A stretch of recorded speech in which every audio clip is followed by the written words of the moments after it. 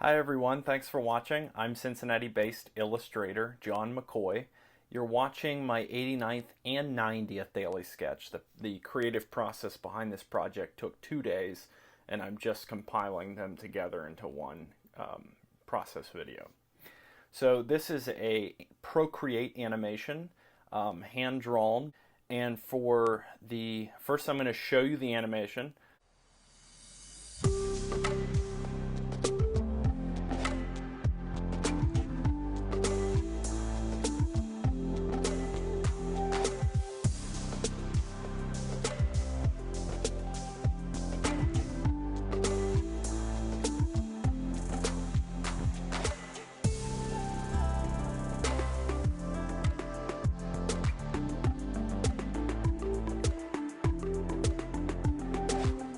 This animation took 10.5 hours in real time to create, and I'm going to discuss the process behind that a little bit first. I'm going to do a little mini tutorial of the app Procreate, just briefly explaining the process of both animating in Procreate and hand-drawn animation in general, and that will only take a little bit of time. And you probably already know the basics behind animation. And then after that, I'm going to share with you the time-lapse footage in Procreate of painting the backdrop and then some of the character design.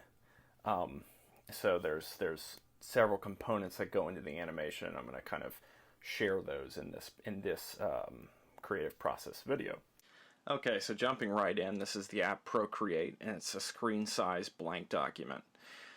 To understand the principles of animation, Procreate is amazing because they have created, under Canvas, there's an animation assist, and it treats layers as onion skins. Now, onion skins are basically old-fashioned animation was done on a surface emitting light, and you could see through the drawing beneath and then change the drawing slightly, because the principle of animation to show movement is slight change over the course of many frames played at a certain speed, and you get the sense of movement.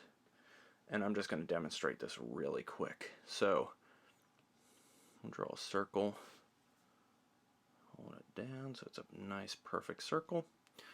Then we'll go ahead. Now layers, as I said, you can access it down here with the frames. It'll show the layers, but also in the layers palette you can do that. So duplicate it, and then we're going to transform it. Now you notice already you can see a slight ghosting of the previous circle, and that's the onion skinning effect I'm talking about. So we can go ahead and duplicate again, move slightly. We can duplicate again, move slightly, duplicate again, move slightly. I'm going to do an infinity type circle where it loops. That way we can loop it. Yep, duplicate again, move back, duplicate again.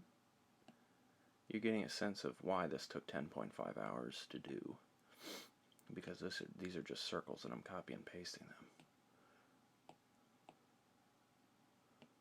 Slightly, duplicate again.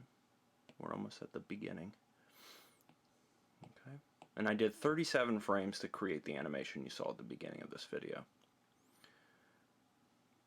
Played at a frame rate of 7 frames, and I'll show you that. Down here, settings, it says frames per second I play. This is going to be 15 frames, but you can adjust this in Procreate. I'm going to go ahead and duplicate that again. And then one more time. Actually, no, I think we're good. So now there's a play button down here. If we press play, there's a glitch there because I think I jumped. But anyways, you get the sense that there's this rotation happening. Just by that, that's the principles of animation in a nutshell. I made that little glitch there just to show you I'm not perfect. I'm kidding, by the way. That really was a glitch. I didn't mean to do that. So I'm going to clear that. So basically, if I open up my actual animation, you can see that it is made up of 37 layers, a lot of layers, and each one shows a slightly different movement. Since I'm viewing as an animation assist, I can actually see that onion skinning happening here. If I zoom in, you can see the different layers of the pen moving around.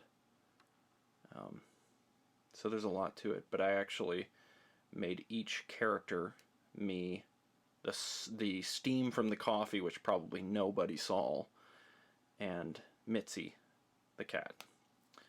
And if we open up one of these the same way as we can play, and it has the same effect. I need to clean my screen, don't I? Alright, so let's get right into the time lapse, and that way you can see kind of how the actual painting behind the backdrop happens.